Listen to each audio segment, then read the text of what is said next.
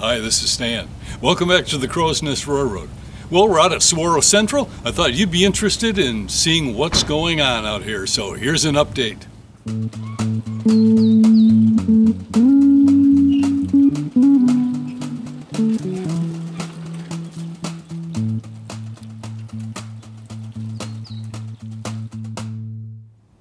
So here you can see the progress on the switch tower.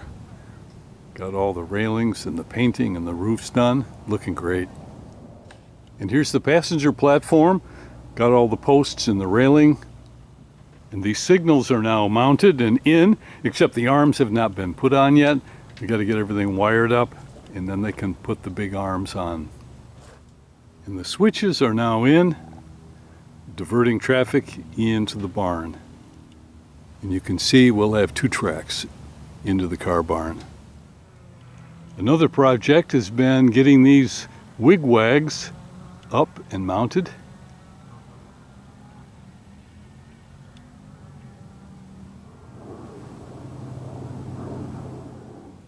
Plus, we've gotten started on some of the landscaping. And of course, the mighty Hurlbut 15-inch gauge locomotive.